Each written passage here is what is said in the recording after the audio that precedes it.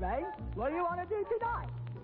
Same thing we do every night, Pinky. Try to take over the world.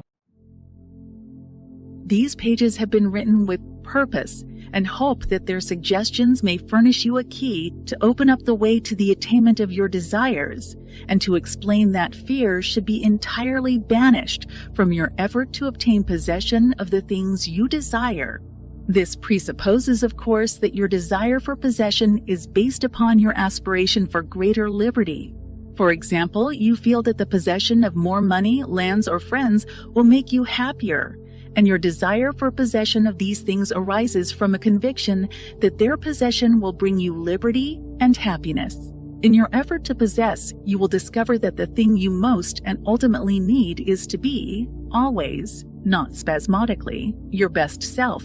That self which understands that the mistakes of those you love are simply misunderstandings. Your feeling that greater possessions, no matter of what kind they may be, will of themselves bring you contentment or happiness is a misunderstanding. No person, place, or thing can give you happiness. They may give you cause for happiness and a feeling of contentment, but the joy of living comes from within. Therefore, it is here recommended, rather than otherwise, that you should make the effort to obtain the things which you feel will bring you joy, provided, as previously stated, that your desires are in accord with the joy of living. It is also desired, in this volume, to suggest the possibilities in store for all who make persistent effort to understand the law of visualization and make practical application of this knowledge on whatever plane he or she may be. The word effort, as here employed, is not intended to convey the idea of strain. All study and meditation should be without strain or tension. It has been my endeavor to show that by starting at the beginning of the creative action or the mental picture, certain corresponding results are sure to follow. While the laws of the universe cannot be altered, they can be made to work under specific conditions, thereby producing results for individual advancement, which cannot be obtained under the spontaneous working of the law provided by nature. However far the suggestions I have given you of the possibilities in store for you through visualizing may carry you beyond your past experience, they nowhere break the continuity of the law of cause and effect. If through the suggestions here given anyone is brought to realize that their mind is a center through and in which all power there is in operation, simply waiting to be given direction in the one and only way through which it can take specific action, and this means reaction in concrete or physical form, then the mission to which this book is dedicated has been fulfilled. Try to remember that the picture you think, feel, and see is reflected into the universal mind, and by the natural law of reciprocal action must return to you in either spiritual or physical form.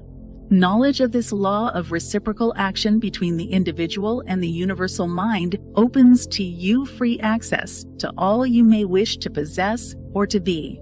It must be steadfastly borne in mind that all this can only be true for the individual who recognizes that they derive their power to make an abiding mental picture from the all-originating universal spirit of life, God, and can be used constructively only so long as it is employed and retained in harmony with the nature of the spirit which originated it. To ensure this, there must be no inversion of the thought of the individual regarding their relationship to this universal originating spirit, which is that of a son or daughter, through which the parent mind acts and reacts. Thus conditioned, whatever you think and feel yourself to be, the creative spirit of life is bound to faithfully reproduce in a corresponding reaction. This is the great reason for picturing yourself and your affairs as you wish them to be as existing facts, though invisible to the physical eye, and live in your picture. An honest endeavor to do this, always recognizing that your own mind is a projection of the originating spirit, will prove to you that the best there is yours in all your ways. Chapter 1. The exercise of the visualizing faculty keeps your mind in order and attracts to you the things you need to make life more enjoyable in an orderly way. If you train yourself in practice of deliberately picturing your desire and carefully examining it, You will soon find your thought and desires come and proceed in more orderly procession than ever before. Having reached a state of ordered mentality, you are no longer in a constant state of mental hurry. Hurry is fear, and consequently destructive. In other words, when your understanding grasps the power to visualize your heart's desire and hold it with your will, it attracts to you all things requisite to the fulfillment of that picture by the harmonious vibrations of the law of attraction. You realize that since order is heaven's first law, and visualization places things in their natural element, then it must be a heavenly thing to visualize. Everyone visualizes, whether they know it or not. Visualizing is the great secret of success. The conscious use of this great power attracts to you greatly multiplied resources, intensifies your wisdom, and enables you to make use of advantages which you formerly failed to recognize. We now fly through the air, not because anyone has been able to change the laws of nature, but because the inventor of the flying machine learned how to apply nature's laws and, by making orderly use of them, produce the desired result. So far as natural forces are concerned, nothing has changed since the beginning. There were no airplanes in the year 1 because those of that generation could not conceive the idea as a practical working possibility. It has not yet been done, was the argument, and it cannot be done.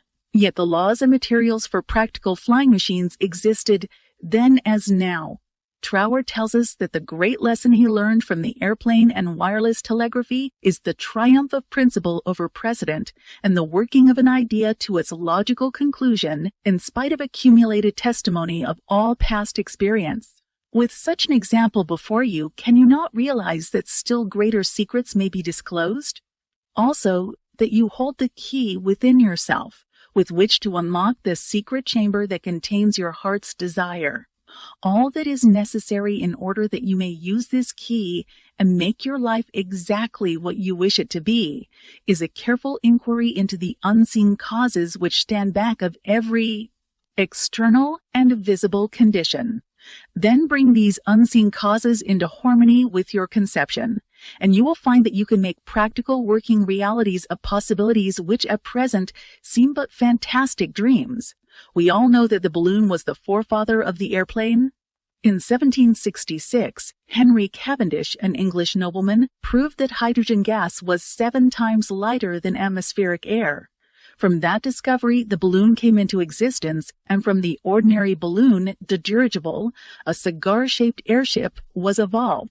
Study of aeronautics and the laws of aerial locomotion of birds and projectiles led to the belief that mechanism could be evolved by which heavier than air machines could be made to travel from place to place and remain in the air by the maintenance of great speed, which would overcome by propulsive force, the ordinary law of gravitation. Professor Langley of Washington, who developed much of the theory which others afterward improved, was subjected to much derision when he sent a model airplane up Upley to have it bury its nose in the muddy water of the Potomac. But the Wright brothers, who experimented in the latter part of the 19th century, realized the possibility of traveling through the air in a machine that had no gas bag. They saw themselves enjoying this mode of transportation with great facility.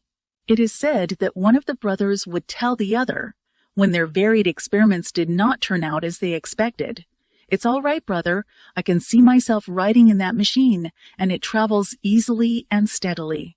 Those Wright brothers knew what they wanted and kept their pictures constantly before them.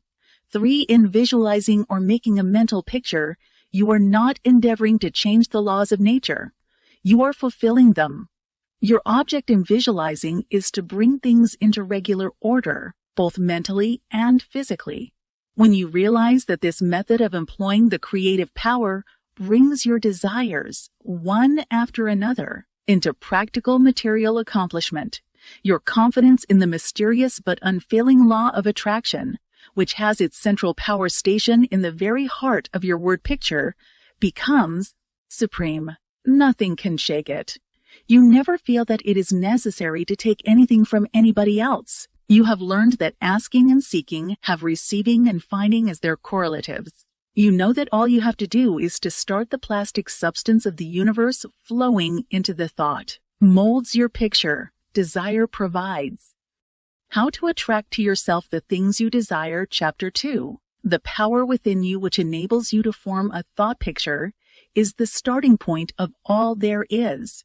In its original state, it is the undifferentiated, formless substance of life. Your thought picture forms the mold, so to speak, into which this formless substance takes shape. Visualizing or mentally seeing things and conditions as you wish them to be is the condensing, the specializing power in you that might be illustrated by the lens of a magic lantern. The magic lantern is one of the best symbols of this imaging faculty. It illustrates the working of the creative spirit on the plane of the initiative and selection, or in its concentrated specializing form, in a remarkably clear manner. This picture slide illustrates your own mental picture, invisible in the lantern of your mind until you turn on the light of your will. That is to say, you light up your desire with absolute faith that the creative spirit of life in you is doing the work. By the steady flow of light of the will on the spirit, your desired picture is projected upon the screen of the physical world, an exact reproduction of the pictured slide in your mind. Visualizing without a will sufficiently steady to inhibit every thought and feeling contrary to your picture would be as useless as a magic lantern without the light. On the other hand, if your will is sufficiently developed to hold your picture in thought and feeling without any ifs, simply realizing that your thought is the great attracting power, then your mental picture is as certain to be projected upon the screen of your physical world as any pictured slide put into the best magic lantern ever made. Try projecting the picture in a magic lantern with a light that is constantly shifting from one side to the other, and you will have the effect of an uncertain will. It is as necessary that you should always stand back of your picture with a strong, steady will as it is to have a strong, steady light back of a picture slide. The joyous assurance with which you make your picture is the very powerful magnet of faith, and nothing can obliterate it. You are happier than you ever were, because you have learned to know where your source of supply is, and you rely upon its never-failing response to your given direction. When all said and done, happiness is the one thing which every human being wants, and the study of visualization enables you to get more out of life than you ever enjoyed before. Increasing possibilities keep opening out more and more before you. A businessman once told me that since practicing visualization and forming the habit of devoting a few minutes each day to thinking about his work as he desired it to be in a large, broad way, his business had more than doubled in 6 months. His method was to go into a room every morning before breakfast and take a mental inventory of his business as he had left it the evening before, and then enlarge upon it. He said he expanded and expanded and expanded in this way until his affairs were in remarkably successful condition. He would see himself in his office doing everything that he wanted done. His occupation required him to meet many strangers every day. In his mental picture, he saw himself meeting these people, understanding their needs and supplying them in just the way they wished. This habit, he said, had strengthened and steadied his will in an almost inconceivable manner.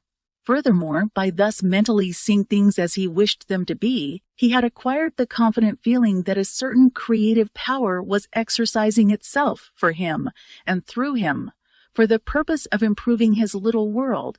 When you first begin to visualize seriously, you may feel, as many others do, that someone else may be forming the same picture you are, and that naturally would not suit your purpose. Do not give yourself any unnecessary concern about this. Simply try to realize that your picture is an orderly exercise of the universal creative power, for specifically applied. Then you may be sure that no one can work in opposition to you. The universal law of harmony prevents this. Endeavor to bear in mind that your mental picture is universal mind exercising its inherent powers of initiative and selection specifically. God, or universal mind, made man for the special purpose of differentiating himself through him. Everything that is came into existence in this same way, by this self-same law of self-differentiation, and for the same purpose. first the idea, the mental picture or the prototype of the thing, which is the thing itself in its incipiency or plastic form. The great architect of the universe contemplated himself as manifesting through his polar opposite matter, and the idea expanded and projected itself until we have a world, many worlds. Many people ask, but why should we have a physical world at all? The answer is, because it is the nature of originating substance to solidify under directivity rather than activity, just as it is the nature of wax to harden when it becomes cold, or plaster of Paris to become firm and solid when exposed to the air. Your picture in this same divine substance in its fluent state, taking shape through the individualized center of divine operation, your mind. And there is no power to prevent this combination of spiritual substance from becoming physical form. It is the nature of spirit to complete its work, and an idea is not complete until it has made for itself a vehicle. Nothing can prevent your picture from coming into concrete form except the same power that gave it birth, yourself.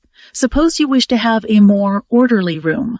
You look about your room and the idea of order suggests boxes, closets, shelves, hooks, and so forth.